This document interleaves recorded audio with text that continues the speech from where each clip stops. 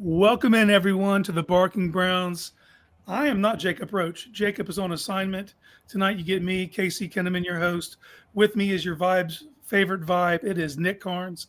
Nick, I know you just got back from a trip just an hour ago, so I appreciate you being a gamer and jumping on. Oh yeah, man.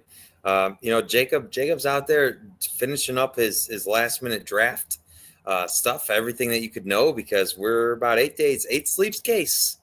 Uh, Yep. Tells you everything you need to know, man. And I'll tell you what, I was in New York. I saw the New York Yankees lose. That's always fun. I don't care who you root for, but it's Yeah. fun to see them lose. Tried a lot of beer. Talked to a couple Jets fans, actually, no Giants fans.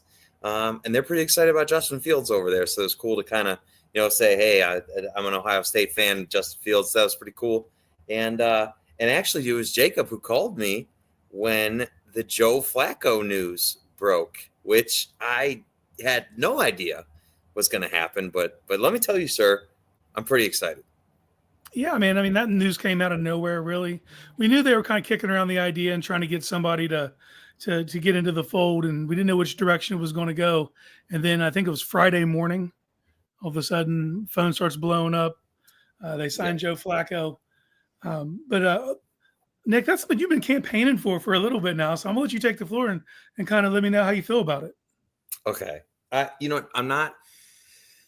I'm not trying to be too pie in the sky because I get it. That playoff game rings out in people's memory. Mm. That's a pushback I've gotten, and I understand it.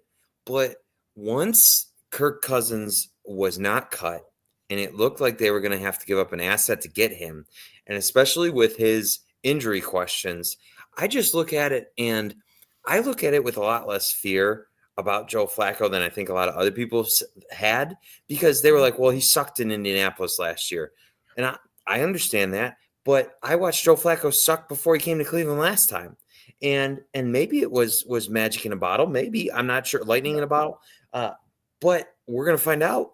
And I just think I look at it differently because I see it and I say, this was a fit in Cleveland. It was a fit with Stefanski. It was a fit with the offense. There were a million things working against Joe Flacco. The turnstiles of offensive tackles, leaving your tight ends in to help block because you were getting such poor play because there was so many injuries on the offensive line. I just think about it. He set all kinds of records for consecutive 300-yard games and the most passing yards through X amount of games for a quarterback like that. The best passing offense that I've seen the Cleveland Browns have was with Joe Flacco. They had no run game. They had a bad offensive line. They had no prep time and receivers who were not performing nearly as well, especially David Njoku, Yeah. before he got to town. And so I have no fear about what happened in Indianapolis last year. I do have some concerns about the age. I'm not going to sit here and yell Super Bowl, but at the same time, I feel like at bare minimum, Joe Flacco is able to go out there and perform competent offense that gives you a chance to win, which is not something the Browns could say about most of last year. So I'm excited today, man. I think the first thing that comes to mind is just proof of concept. We've seen it work. Now, does it have flaws? Yes, but it's that there's a baseline now. Before it was when it was just Kenny Pickett, and I know MC's in the chat stumping for his guy. This is the other part is this doesn't even guarantee that Joe Flacco is your starter. You can just look at the contract, and he's going to be given an opportunity the same as Pickett to go into camp in the battle. But even if Pickett were to win that battle, I think you go into the season with a peace of mind that if it goes off the rails, you have Joe Flacco. It isn't, Right. So I think that's just like a safety net at worst. And he might win the starting job. And you brought up a good point is David Njoku's got to be pumped. I mean, if you remember, I mean, that ball was getting pumped into him. Dude. He was just getting feathered with the football. It became the extension of the run game. When the run game wasn't working, you're throwing screens in Njoku, and he had the most yards after catch of any tight end in football that year. So Right. it shows you, that there will be an emphasis to get the ball in his hands if it's Joe Flacco. The age, yeah, you got to, you're 40. But speaking of that, like we have to, as a fan base, whenever a GM or the coach of this team, before any before drafts, before free agency, get behind a microphone. We got to stop paying attention to what they say. We were literally told this quarterback room is going to skew young. And then you sign the oldest quarterback that you could possibly sign. Like they would have to sign a newborn to skew young now, just for the median age. You know what I mean? So just anything they say, man, it's whatever, dude. Like I think they did make the best decision they could for the team where they were at, what was available to them. And I just think that they weren't going to like keep playing this waiting game with Kirk Cousins. And Cousins may free up. Right. And this move doesn't preclude them from doing anything quarterback wise, because Joe Flacco could be even if he is your president, he's definitely not your future. So if they make another move, it won't surprise me. But I just think that it was we have the proof of concept. We know that him and Kevin work well together. We know these receivers can be productive with him. I will say this: it's a bummer that Amari's not still here. Just for him and Joe, definitely linked up quick, and they just had that mind meld where he was constantly finding him in open zones. Mm-hmm. But Amari is also a free agent. Never know, man. Never know the way it goes, but all the options are on the table. The Indy stuff, it's those are completely different offenses. What Shane Steichen runs, what Stefanski runs. Joe is comfortable dropping back under center, play action fake, turn his back to a defense, turning around, and whatever that pre-snap to post-snap action is, where he can take a mental picture quickly, turn his back, and kind of know where his reads are. But with that, there's volatility. He does turn the ball over. It just happened on the run they went on. The defense was up to the task of go out there and take chances. They were explosive. They were volatile, though. They did turn the ball over. The defense had their back, though, and those turnovers never let the game get out of hand, And there were several games where he found ways to win.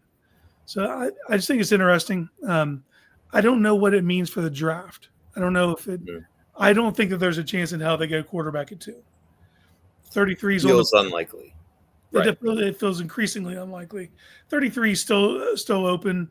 Like I said, the signing of Flacco doesn't prevent you from making a move there. Or it doesn't – if you're thinking about styles of quarterbacks, if you look at what Kenny Pickett is, what Joe Flacco is, they try to get a more natural pairing to those types of games so they don't have to install a completely different offense for a Milrow.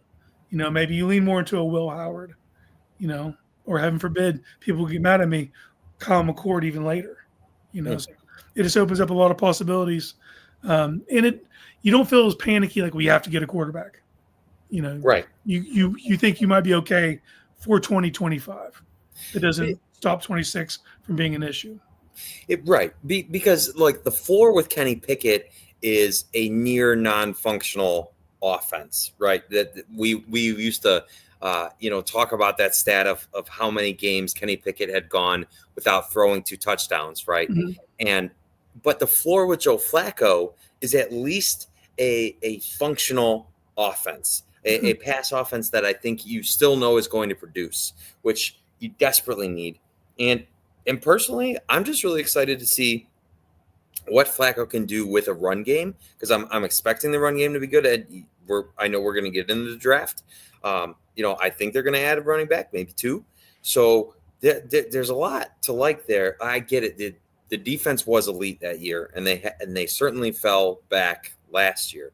But you start to look at it and you say, well, maybe the defense can bounce back. Maybe the Browns will have a healthier offensive line than when the last time Flacco was here, an actual functional running game. There's a lot of reasons to believe that they can at least be good on offense. Or is good too much? I'm trying not to be such a homer, but I just think that they can at least be good. And so that's where I'm at with Flacco. So when you look at that room for 2025, like you said, if your floor is at least good, then suddenly it's like you had a guy like Travis Hunter, which it seems like things are pushing that way. But we'll see who they add. There's just the Browns probably have as many paths in the draft as they could want to take right now. They can be flexible if it seems like the Travis Hunter talk is there, but it's like if you want to trade down, you can. We'll just a comment here in the chat from Amber. Saying Browns didn't even want Flacco. Fans wouldn't shut up about him. They gave fans a bone after the Cousins things didn't work out. It is true. He definitely wasn't their plan A. I mean, I don't think anyone's trying to sell that that's what it was. But I can just say from behind the scenes things we hear at the OBR, there was constant communication with Flacco and Flacco's people throughout this whole process. I think the main thing for Flacco was I don't know if he wanted to be here if Deshaun was here Okay. and in the Interesting. mix, because the signing came on the heels of Jimmy coming out and like admitting that it was a swing and a miss. Mhm. So I think he feels less threatened by the situation as it stood before. But no, he definitely wasn't Plan A. But I got to be honest, like Plan A was Kirk Cousins. That Mhm. still isn't like a hole in one sure thing. Talking about a 37-year-old, soon to be 38, with coming off an Achilles injury. At least we can say about Flacco, he's not coming off major injury. No, he Right. didn't. He obviously didn't light it up in Indy. Weird situation there because they literally drafted a guy the year before, top 5. So that should be his team. Brought Flacco in, and I know I've also heard this. That, Flacco's not into being a mentor. He's not trying to guide younger players. Part of you want an older guy to be a steward and show the guys the ropes, but he's playing like Flacco knows this is it. Right. He's going to do everything he can. He's not going to try to give the job away. And I just thought you brought up a really good point, Casey, about Deshaun, because if we're looking at it now and the Browns like Flacco enough 2 years later to sign him again, like he clearly was pushed out of the job because of Deshaun. I think we can reasonably say that. So of course he doesn't want to come back if Deshaun's going to be in the picture, right? Like why would you? Why would you? Yeah. So with the way the team, like with the owner making those public comments, it's clear that I don't care what he's saying on Instagram. It's clear the team has moved on from him, and that's probably what makes it more like. That's a great point, Casey, because I get it. Like we've got some talk in the chat about if Kirk Cousins was their plan A, right? And I don't know. I'm not positive. It seemed like Kirk. I agree with you, Casey. It seemed like Kirk was that plan A. But regardless, it already worked here with Flacco. I don't think it's just a bone being thrown to the fan base because the Browns are trying to win. The Browns are trying to win. I still feel like their jobs are on line. I don't think that this regime can survive a really terrible year. I don't think so. And everybody talks about the playoff game, but nobody talks about the 4 games. To me, is a much greater sample size than the 1 playoff game. And Flacco he played 5 games. He was 4-1. Yeah.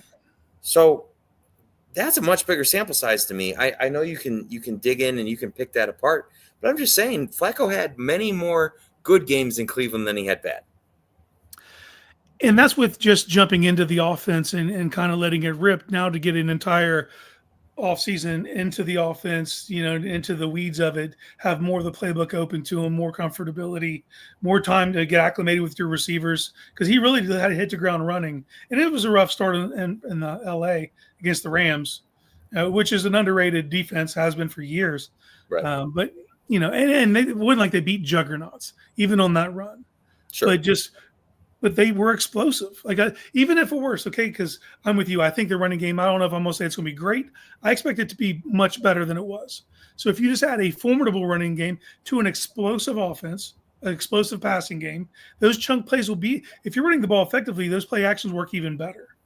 And the things that Flacco does and the bootlegs and the stuff that he's comfortable with. And we know Stefanski can dial that style of offense. He can sequence those type of plays. So I just think like, this rose the floor is higher than it was before they signed Flacco. I don't, but I also know you're asking a 40-year-old if he start every game all season. That sounds probably unlikely, right? So we're probably going to see Kenny Pickett. Like I just think that's the reality of the situation. It's the NFL. I think 63 quarterbacks played last year. I mean, so the 40-year-old probably can't make it through an entire season. But I think it just raises the floor of the room and should give you – it doesn't feel as desperate now. And it still allows the maneuverability so they can draft whatever quarterback they want. Or if they wanted to assign another reclamation project, you feel like at least you have a solid floor to work from. I agree. I like it because it makes the Browns in a situation where somebody's not going to be like, oh, they're going to take this quarterback and try to trade up in front of them or whatever. I agree with Kenny Pickett in your room. That does feel desperate entering the drafts. So I do wonder what this entire offseason, like, that you're on a roll tonight, Casey, because you're right that Joe Flacco knows this is his last shot, right? Because everybody universally pretty much said he sucked in Indy, right? So like the place that makes the most sense. I know there were rumors about other offers, but he came to Cleveland and he didn't get paid a whole lot of money, so it kind of speaks to the demand. And so I'm really curious to see what a Joe Flacco who wants one last shot at it and Kevin Stefanski can cook up in an offseason together, because they just feel like they're head coach and quarterback, that they have that link, man. It doesn't work so instantly. Even in the Rams game they lost, the pass game was suddenly so good. It doesn't work that instantly if you don't have some type of special fit. Well, let's go down that road, because what they need to do is they got to put some offensive weapons around whoever the quarterback is, whether that's Flacco, Kenny Pickett, or a quarterback to be named later. So let's break down their top 30 visits, because we're literally 9 days from the draft. You could sleep 8 times, it'll be time for the draft. So here's their top 30. Here's the top 30 visits. They hosted Cam Ward, Abdul Carter, Travis Hunter, and Shedeur Sanders. Those are the heavy hitters. I think if you're looking at even before before college football season ended, those would be the 4 guys you would have projected. So they kicked the tires on all of them. I think we know what's up with Cam. It feels like a foregone conclusion, because they canceled, Tennessee canceled all their other workouts, all their other meetings. So either this is the biggest smokescreen of all time, or their cards are just on the table, saying Cam Ward's the guy. That's our pick at 1. Or is it just enticing other teams to, if you want them, you got to come up, because they look like they've got their sights set on their quarterback of the future. The Shedeur Sanders slide has been very public lately.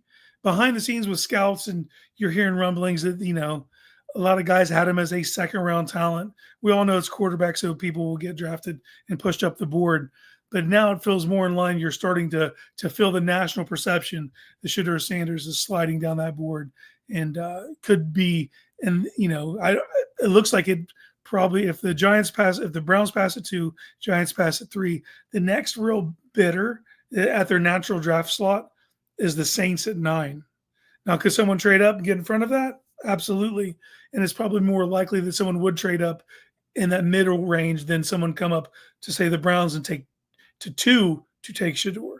So I think that really at 9 is kind of where it starts for him.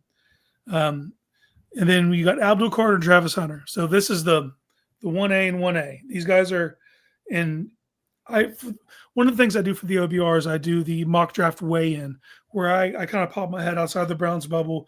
I look at all the national draft pundits, see who everybody's mocking, kind of give my takes on whoever they have. 2 weeks ago, it was all Abdul Carter. Yeah, I had 1 for Travis Hunter. All these other guys were – everybody from Kyle Krabs to Mel Kiper to Phil J. Everybody was Abdul Carter's the pick at 2. This last week, it shifted. The betting odds shifted. Yeah. Everything shifted to Travis Hunter. Now, what really happened? Because the answer is nothing. Travis Hunter ran some routes on air. That's all he did. And Abdul didn't participate at his pro day. But those 2 things, all of a sudden, now everyone kind of feels that the wave is on the Travis Hunter. And I mean, we talked about it the last 2 weeks ago. That was when we did our mock draft. That's what we picked. We went in and picked Travis Hunter. I've been doing a mock draft for the OBR every week on Saturdays, and I've done all kinds of scenarios: trade backs, trade backups. I've kind of a lot of thought processes. But this last week, I did what I would do, stick and pick, and I picked Travis Hunter. Nice. But there's also this misconception that it's either one or the other. There's a right and a wrong answer. They're both correct answers. There's no. That's the beauty of having a shitty year and winning 3 games, is the prospects that are available to you are outstanding. Right. You know what I mean? It wouldn't So the way I look at it as a whole is, if both of those prospects reach their absolute top ceilings, I think Hunter affects the game in more ways. That's just my thought process, But there is a world. I heard one comp this week that I think it was Chris Sims. He didn't say this player is this player. He says he sees these type of tendencies. He used the name Lawrence Taylor. Wow. Like just to even have those kind of thoughts in my head. Like if there is a possible outcome where Abdul Carter's 2/3 of Lawrence Taylor, I mean that's gold jacket. You know what I mean? Yeah. But Hunter reaches his ceiling, he will do shit that we've never seen. Right. You know what I mean? Like, so that's just the realm where we're in. So where are you at today with the debate between these two players? I think generational prospect may get tossed around a little too Mhm. much because we heard that a lot with Abdul Carter as we entered this process. And I'm not trying to knock him as a player or as a prospect in any way, but I just feel like there's draft after draft after draft of guys who are elite pass rushing prospects, and Mhm. you're gonna find at least one or two of those guys every first round. I feel, but how many? I don't even know the actual answer, but how many wide receiver, corner guys who have started at both positions and played them in both ways in college prospects have there been at the top of the draft? Like, to me, when I hear the word generational, that's generational because I couldn't even tell you the last guy that did it. Yeah. So I just look at it and I say, and especially because it's like we have been looking for a long time at these wide receivers in the NFL that get taken in the first round, and they're just these game-changing franchise cornerstone guys you get it like 21, 22 years old. I can't remember how old Travis Hunter is. Is he 21 or 22? 21. 21. Soon to Okay, be all the 23. better. Right. You get a guy at 21, a wide receiver especially, or corner, and you could say, I could have this guy for a decade. And if somehow he's able to play on both sides, which I saw his comments today that he wants to play on both sides, he wants to be that guy, Yeah. which I respect the hunger. Mhm. If he can do that, that's a dude that's going to change your team in ways that almost no player could. And so that's I'm not going to be mad about having Abdul Carter on my team. I would prefer Travis Hunter. So you said something very important there, and I've been saying this all along. Like, the plans for the two players are different. Like, if you pick Abdul Carter, the plan's super simple. You put him opposite Miles Garrett, and you let him eat until offenses respect and start doubling his way, and then Miles eats. It's pretty straightforward. The plan for Travis Hunter is much more convoluted. It's much more complicated. And to me, the most important part of drafting Travis Hunter is what is your plan, and part of that is he on board with your plan? And from the things we heard today, like he wants to go with ways. I don't know if that's like I don't know if he understands. I mean, I'm sure he obviously having a resource like Deion Sanders, which is probably the closest apples to apples of a guy who played meaningful snaps on both sides. Obviously, much greater cornerback than he ever was a receiver. You know, I think he has like 38 catches in his career when like he was a massive offensive force, but he could at least tell you about the mindset of having to learn both playbooks and something Travis has been juggling his whole life. But like the amount of knowledge that's going to be thrown at him right out the gate, you know, for one position, let alone trying to do two. I don't think they'll let him do two out the gate. I just can't see them being like first day training camp. Okay, starting Right. corner and starting receiver. Like I think you have to like figure out how much he can put on his plate and still operate at an optimum level. You know, so and I feel like this team needs more help at receiver than they do cornerback today. Agreed. You know, so I think that's where we start. It's like you put him on offense, see what he can take, see what he can do, and then then you slowly edge him on the defense and kind of let him get his feet wet and see what he's comfortable with. And he was a 4.0 student in college. You know, he's obviously a very bright young man, but it's a ton of stuff that's going to be coming at him. And then you got to figure out how you divvy him up in team meetings and what, like what does that mean for the second team when you're scrimmaging, when you're doing stuff in training camp? Is he going to like spend a couple series here, like there's just a lot of moving parts that don't exist with Abdul Carter, which is just go eat, see ball, get ball. Like it's just a different type of plan. So it's harder. It's harder to get a Travis Hunter and have a detailed layout of how you want everything to play out. But who am I to tell the kid he can't do both? Yeah. He's done it his whole life. Yeah. You know? I mean, if he's able to, he's truly one of one, one of one Wax. player. And the opportunity to get that on our football team is way too great for me to pass up at this point, because we already said you've now got a quarterback that can throw him the ball, right? You're not just going to draft this guy that Andrew Berry himself said he sees as a wide receiver first, and then just have not a non-existent passing game to utilize him. So I just think the pieces make so much sense, and it's interesting to me. I think one of the little tidbits of this offseason has been Andrew Berry was the first GM that I saw publicly say he saw him as a wide receiver first over a corner. All the draft conversation that, at least that I had seen leading up to it, was calling Travis Hunter a corner first at the NFL level, and then a wide receiver. And so, reading the tea leaves, maybe Andrew Berry's maybe this is where the Browns' sights have been set all along. I don't know. I wonder how much of that talk, though, is just based on the fact that we've seen that before. We've seen cornerbacks who could moonlight as a receiver. So it's easier to envision than something you've never seen. Right. You've never seen a full-time receiver who then moonlights on defense, And I wonder what that pie looks like. Is it like 80% offense, 20% defense, or is it closer to 50-50? What kind of snaps this kid going to log? It's wild. It's wild to think about. But he's maintained it the whole time. That's what he wants to do. So I don't know. Like I said, if you draft Travis Hunter, figure out what he can put on his plate. Maybe he can. Maybe he can handle both. I don't know. It'll be wild if he can. I'll tell you that right now. That'll be something. It's just crazy to think about. I think I've seen Champ Bailey play a little bit of offense. Obviously, Dion did what he did, but it's for a receiver to just go over and play occasional defensive back. Now, and to Travis Hunter's point, that ain't what he's trying to do. He's trying to play both. We're the ones saying dabble. We're the ones saying moonlight, like the pundits are, the analysts. He says he wants to play both ways. It's some huevos, man. But he's, like I said, it's who he's been his whole career. Right. And so I was just imagining Brown's training camp and seeing him just run between the wide receiver drills and the corner drills. Yeah.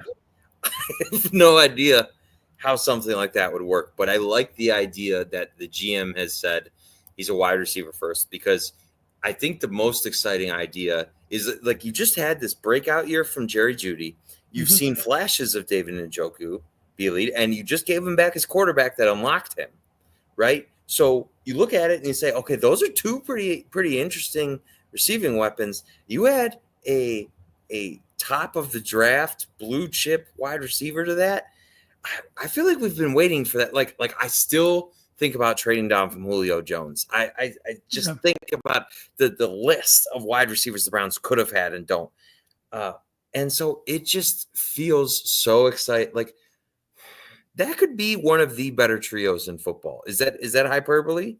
Jerry Jeudy, Travis Hunter, and David Njoku. I don't know. I don't think it is. Is that crazy? Without Hunter playing, it's hard to say. Could it be? Yes, because if Hunter comes into the league and he is a Justin Jefferson type receiver, and then Jeudy is that slot too, and then Njoku, catches, then yeah, you would be able to say something like that. But that's a hell of a projection and a lot for me to put on someone's, you know what I mean? To put it on their back, they got to be Justin Jefferson for that to work out. Guess what? Tits McGee. Tits McGee. What's going on, boys? How you doing? All I'm doing. Just trying to figure out what's going on. Do you feel like Travis Hunter is going to change the Browns completely? I guess my question is, what is the definition of completely? Let's say best case scenario, Travis Hunter is that type of unicorn. Is this the player that we look at the Browns drafting and say that's the day our fortunes began to change? Yeah, absolutely. If he's everything that he has been, continues to be that guy, it's I don't know how it's not. If you get a unicorn to be a unicorn, that's a special territory. I was talking to somebody today, I really like the OBJ comp. Not that he's exactly like OBJ coming out, but he's that kind of athlete. And good. No, the body control, Yeah. the ball skills. Like you can see the parallels between and the size, the stature. You see the parallels between him and OBJ. Yeah, and it's like if OBJ could have been what he was early in his career, his entire career, and played some defense, like think about that. Like, because that is what you're hoping for. That is what you believe. I know people got up in arms about his comments today. I didn't really think they were malicious in nature. I think he was just repeating what he's always said, which is, Mm-hmm. I'm going to play both ways. Yeah. And he's saying, I would not want to play football if I couldn't. Yeah. I want that hunger out of a guy you draft that high. I want that. You know, how many conversations have we had about the Browns lacking leadership? Travis Hunter feels like a guy who could come in and really be, because not only could he be that guy on offense, but he could be a difference maker on defense too. Like, I can't think of a better potential for the leadership that you've been missing that you could potentially have in Travis Hunter. He comes into a good spot too for those two positions because he doesn't have to be the alpha day one. You got Denzel Ward over there. You got a Martin Emerson. You don't have to go over there and save the day. You just got to find your way. Offense is a little bit trickier because outside of Judy, and we don't know what Tillman is still. Mm-hmm. They need Tillman to be something though, because if we're talking about a skill set perspective, Judy and Hunter's best work's probably both going to come as a slot type guy, a two-way go guy in the middle of the field. Hunter can probably go outside a little more than Judy can, but you kind of want to move those guys around, but you need a good boundary threat. So for me, if Tillman shows up now with these other guys in place, man, sky's the limit. I don't know, man. All right. Ben's asking the real questions here. No, probably not. I mean, that's a lot to live up to. Mike Fury, like that's 16 tackles. I don't know, dude. That's wild. What a two-way player that guy was. Well, who could forget him? You know what I mean? All right. I don't know how long we got you, Jacob, but we're going to do some. We're going to do the Gladiator Emperor thing. I want you boys to stay like this. I'm going to name a player that their visit. I want you thumbs up or thumbs down. Oh, that visited? Yes, Okay. We've already done the top four. Will Campbell, pretty easy, right? That's easy. Tez Johnson. No, fuck no. I like Tez Johnson. Tyler 154 pants. Tyler Shuck. And I mean, if we were a different organization and hadn't went through Brandon Weeden, would we feel different? Yes. Probably. Right. Yeah. Probably. If Shuck's in like the fifth, I feel different. But I just feel like he's going to end up going way too soon for me. Nick Martin, linebacker, Oklahoma State. I'm in on Nick Martin. Harold Fannin Jr., Bowling Green. Oh, yes. I'm in. Isaiah Bond, wide receiver, Texas. Hell no. So the two receivers they've brought in between Tez Johnson and Isaiah Bond, it's. I'd rather have Tez Johnson. I would rather have Tez Johnson because he didn't just turn himself in for sexual assault. Oh, there you go. Yeah, at this point in the Browns' tenure, they got to knock those guys off the board completely, right? I agree. That is what it was for Isaiah Bond, right? I'm not speaking out of turn. It was some sexual assault charge that he turned himself in. Yeah. I don't know the specifics, and I'm not going to learn them. I just don't think you can do it anymore. I don't think you can do it anymore. That's what I'm saying, man. Like I just think that avenue's got to be done, man. We got to be over that. Right. Deion Walker, defensive tackle, Kentucky. Siaki Ika 2.0. He's a big boy. Here's one. Okay. Quinshawn Judkins. Can I do this? Hold on.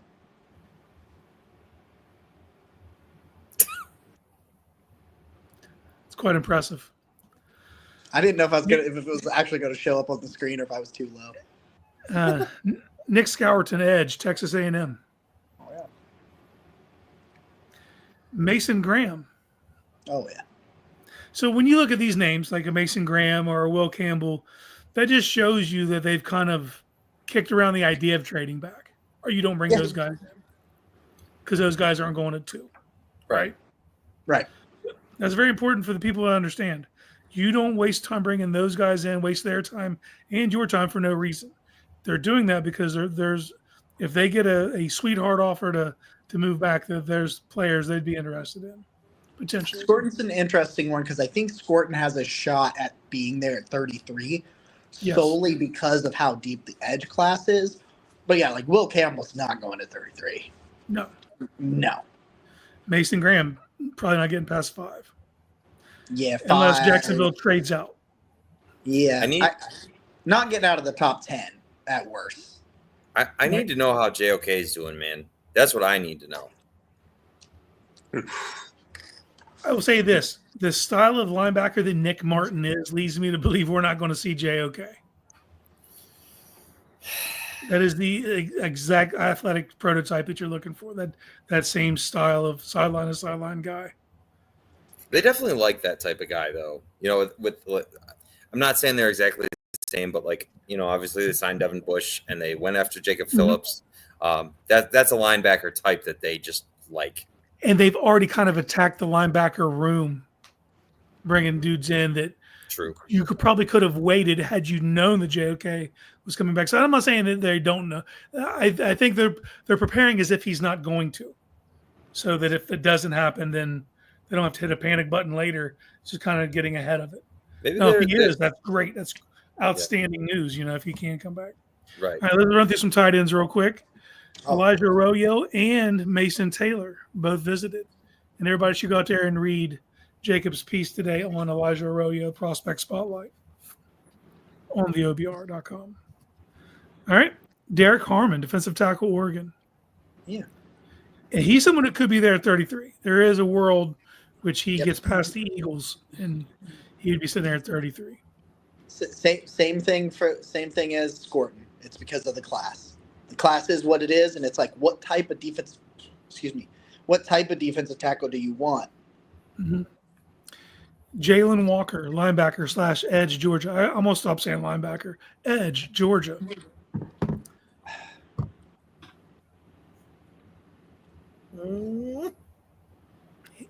He's a trade back option. Right. So Jalen Walker and Mykel Williams. I love Jalen Walker way more than I love Mykel Williams. Like this Mykel Williams should go in the top 15 when he had a pass rusher win weight of 8% as a pass rusher this year is just like hilarious. But I would much rather go with Jalen Walker. Trevor Sikkema has said this. I would rather I don't know what to do with Jalen Walker. I'd rather let someone else figure it out. That's fair, right? Yeah. He's another guy. Everyone's telling him he's an edge. He wants to play linebacker. Yeah. You know? He's a true tweener. Like I don't know what he plays in the NFL. Right, let's talk about some quarterbacks they brought in. Jackson Dart and Jalen Milroe. Yeah. I'm in, just not at 2. Like, there's some nonsense out there. Yeah. About 2. What's the acceptable range, though? 24. Yeah, that's I think as far up as you'd come. Yeah. If you okay, which one are you taking? If they're both there and you feel like you're moving up to get them, which one are you going for? So I don't want to bet against elite traits. So in that situation,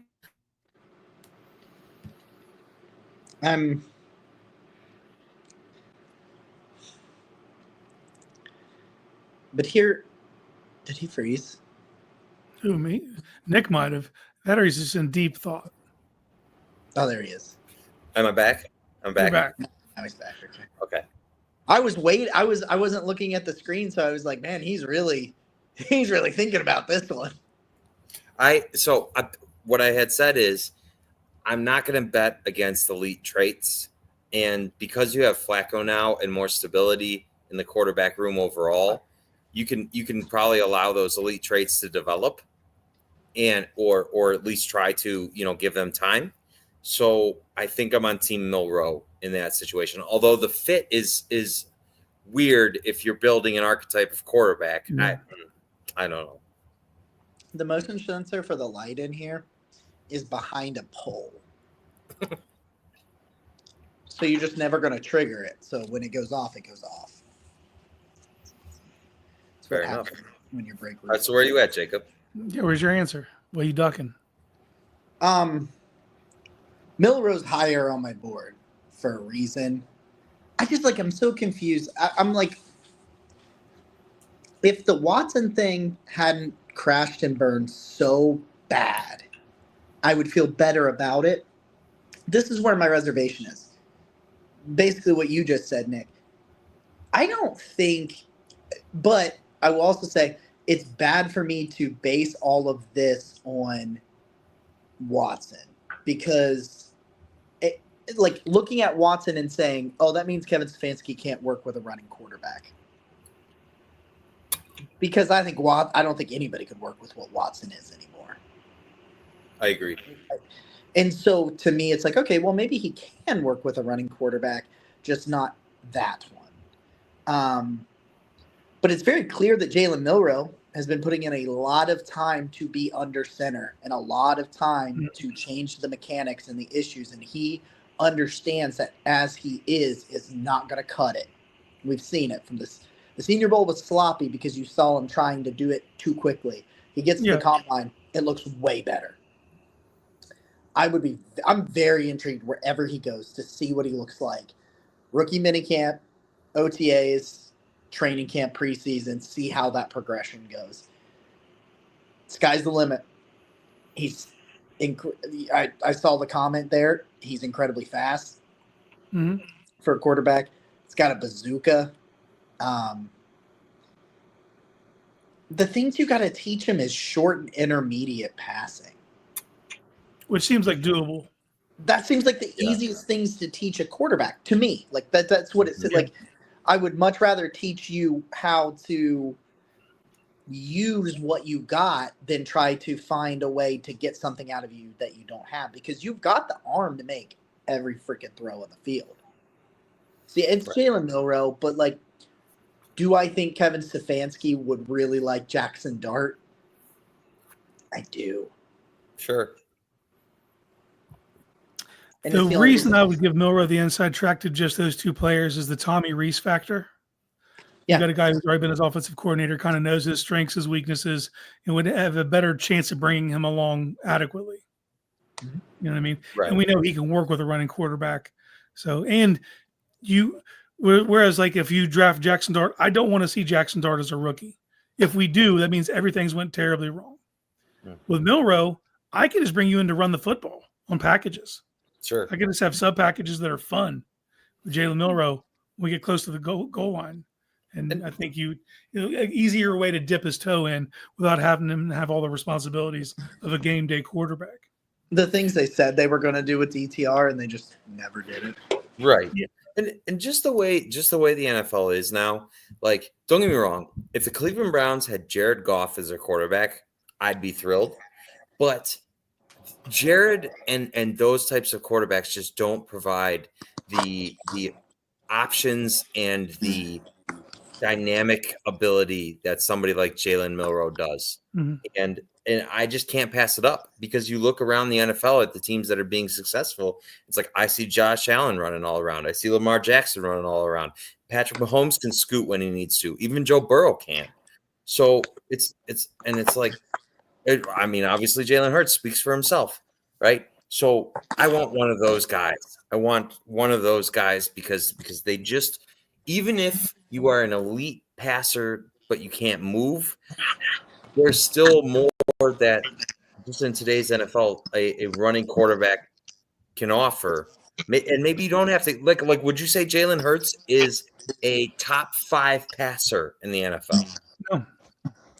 But his team just won the Super Bowl in large part because of the dynamic that he can add. And so I know I'm ecstatic about Joe Flacco, right? But I still would like to have a quarterback prospect that can run like Milroe can. Do you know what's you know how we do kind of this as a selling point for Joe Flacco? We do the selling point that with the Travis Hunter thing where it's like, I would love to have Travis Hunter and Joe Flacco because we know Joe Flacco will say, fuck it, Travis is down there somewhere. Yep. I have watched Jalen Milroe say, fuck it, Ryan Williams is down there somewhere and win a game. He did that. That ball he throws when Georgia was on their run, Georgia, Carson Beck, after all those comes roaring back in that second half. And then Milroe just uncorks one. And he's like, I know I have to underthrow this. But I know that this 17-year-old is going to be able to stop on a dime, turn, jump, get the ball, and take it into the end zone. And he did it. So, like, talking about Travis Hunter and, like, Jerry Jeudy and David Njoku getting a guy that will do those sorts of things. Like, yeah, Milroe's not the same quarterback because he runs. But in terms of the way he'll take the chances and the throws that he will make, yeah, there's some similarities there with him and Flacco. All right. So based on what we're talking about here as a potential trade-up, which I'm 100% against, by the way, for me, that's the definition of forcing a quarterback. Do you think both of them go in the first round? Do you think there's 4 quarterbacks to get drafted in this first round? No, I don't think so. So one of those two in particular are going to be sitting there at 33, right? If I had to guess today, I'd say yes. But, man, a lot of people are saying it's going to be 4. I just don't see it. I think it depends. Like, does a team like Pittsburgh get desperate? Right? I don't think they will, man. I think it's nice to think about, but I think that they're probably still got a little bit of Kenny Pickett PTSD where they did force the quarterback and it didn't work out. He didn't even finish out his rookie contract. You know what I mean? That's fair. They don't make panic moves as much as I wish they would. Yeah. Well, I'll say this. You nailed it because all the betting odds on the books are 3.5 quarterbacks drafted. That's the over-under for the first round. Yeah. Yep. Yep. That's right where I would have put it. Yeah. It'll be 3. Let's mow down the rest of these top 30 visits here. We have Omar Norman Lott, defensive tackle, Tennessee. I think it's too risky. You think he'll be a second rounder? Yeah, he'll be day 2, somewhere on day 2. Bashaw Tootin, running back, Virginia Tech. Yeah, I love Tootin. For me, this is an indication of leaning back into the wide zone stuff. As a guy who he could be a home run hitter. You know what I mean? Oh yeah. Dude fumbles a lot though. Terrence Ferguson, tight end, Oregon. I'm intrigued. Would you be okay with any of the 4 tight ends they brought in? Yep. Fannin, Arroyo, Taylor, and Ferguson? Yeah, that's tight ends like 2 through 5, I think, for me on my board. They got to get someone young in there. They got to get someone 3 young. 3 through 6, because it's Colston Loveland and Tyler Warren. So then the 4 after that. Trying to let David Njoku mentor somebody. Jordan Hancock, defensive back, Ohio State. Actually, just took him in a mock last night. Yeah. I'm in. If he's playing safety, I don't think he's got the chops to cut it as a nickel corner. But they moved him back to safety towards the end of the year last year, and I thought he looked really good. I thought his skill set was really good for playing back there. All right. Now we have Nick's airport Eskimo brother, Cam Scattaboo. I'm in. I'm not. You're not in? I think he's going to go too high for me. Okay. I think he's day 3. Day 3? I think if you're pick 104, I think he'll be there. Will he be there 179? No. I would probably be okay with 104. He doesn't look like he's very thickly built, but seeing him in person, he really is. And that was impressive to me. I think if they draft Scattaboo, I hope they draft a second running back. I hope they add 2. Yeah. Yeah, and that's been my stance on Scattaboo this whole time is I don't see him as a workhorse back in the NFL, but he could be a really nice piece of a committee. And he can do the short yardage stuff. He can do everything Cream did in 2020. Like I think that he could do that, but you do need that other part of it. You know what I mean? All right. They brought in Tet McMillan. Yeah. I mean, that's all the thumbs up right there. Yeah. And intriguing, but that's only a guy who becomes available if you trade back. Right. And then a virtual meeting with Bill Maffa. Yeah, if it's the 7th round. Mm-hmm. Weird though, right? Do a virtual meeting with a guy who's a 7th round pick.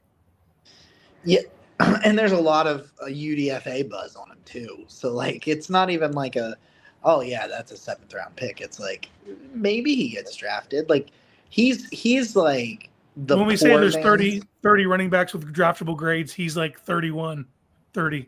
He's that end of the rainbow guy. Yeah, that's that. Yeah, they have a great. The Browns. Andrew Berry is building a great undrafted free agent track record, and so it wouldn't surprise me. It wouldn't surprise me if that's like one of the guys. Maybe they would no. They have. Do they have 2 7s this year? No. 216 and 255 are the last 2 picks. Okay. They have 4 6th round picks. Damn. Okay. Well, isn't that stupid? It is stupid. I don't think they make 4 picks in. I don't think they make 4 picks in the 6th round. I'm hoping. I know we're talking about all these top 30 visits. I'm hoping they do a trade down at some point. Like, I don't think there's a world where they go from 104 to 179 without a pick. Yeah, but we said that last year, and then they did it. Wasn't that that like last gap, was it? Huh? It wasn't that big of a gap, was it? 75 picks? Yeah, because they didn't have a 4th round pick. So bad. We were live for it. They had an early 3rd. They had an early. They didn't have a 4th round. They had a mid 3rd, and then they didn't pick until Jamari Thrash. Yeah, they took Zach Zinner, right? Yeah, and then they didn't pick again forever. Till Jamari Thrash was the pick in the 5th round. He was picked like 156, right? Something like that. Sounds right. Yeah. There's at least 50 or 60 picks because Zenter was in the 90s. How many assets they have last year? They didn't have as many. I can't see them doing that if they don't have to, right? If you can't package 179 and 216 and but it also depends on what the board. You don't do it just to do it, but someone has to fall and be in someone's range where you have a good relationship that you know. I always look at the Vikings because they have so little picks. Yeah, especially that 179, and then you're talking about all of those 6s. You throw in 2 or 3 of those 6s. Yeah, they pick at 139 for the record. The Vikings pick at 139. So that'd be a costly move up 40 spots. Like in the situation where they do take Cam Scatterboo, his name escapes me right now, but Oregon's running back, Jordan I think Dane. would. Yes, I knew it was alliteration. I think he would be fun with Cam Scatterboo. Like some type of you trade up and you get 2 of these guys that are young and complement each other. Like I would love that. Who would you want to pair with Scatterboo if that was the case? I'd get overly greedy and do Travion. Okay. Not that like. Well, no, we're doing this in the event that he's the first running back you take. Okay. Yeah. That's great. That's because great. Travion doesn't need a side. He can do all 3 things. He doesn't need a complimentary back. Yeah, but I think 10 to 12. I don't think he's a workhorse. I think he needs to be a 10 to 12 touch guy. No. He's not going to get 300 carries in a season. But there's not a phase of the game you can't play him in. Yeah, but Casey's saying to you, Jacob, they take Cam Scatterboo with their first running back. Yeah, at 104 is when they take their first running back of the day. Just the way the board falls. Who would be your late round complimentary piece to Cam Scatterboo? What do I got? Let me see something. I wanted to check something on my board here. Oh, going to the board. I respect it. Like,